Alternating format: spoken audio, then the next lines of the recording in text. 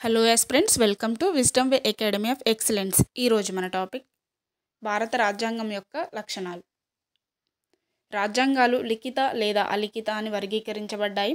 ఉదాహరణలో అమెరికన్ రాజ్యాంగం లిఖిత రాజ్యాంగం మరియు బ్రిటిష్ రాజ్యాంగం అలిఖిత రాజ్యాంగం. భారత రాజ్యాంగం ప్రపంచంలోనే అతి సుదీర్ఘమైన లిఖిత రాజ్యాంగం. ఇది సమగ్రంగా వివరంగా ఉంటుంది. ప్రారంభంలో 1949 భారత రాజ్యాంగంలో ప్రవేశిక 395 ఆర్టికల్స్ 22 భాగాలుగా విభజించబడింది మరియు 8 షెడ్యూళ్ళు ఉన్నాయి. 2019 నాటికి రాజ్యాంగం ఒక ఉపోద్ఘాతం సుమారు 470 ఆర్టికల్స్ 25 భాగాలుగా విభజించబడింది మరియు 12 షెడ్యూళ్లను కలిగి ఉంది. భారత రాజ్యాంగ పరిమాణానికి 4 అంశాలు దోహదం చేశాయి.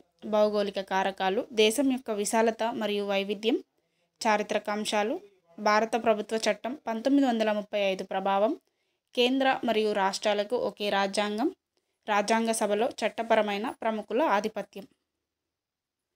రాజ్యాంగంలో పాలనకు సంబంధించిన ప్రాథమిక సూత్రాలు ఉన్నాయి. ఇది వివరణాత్మక పరిపాలనా నిబంధనలను కలిగి ఉంటుంది. Thank you.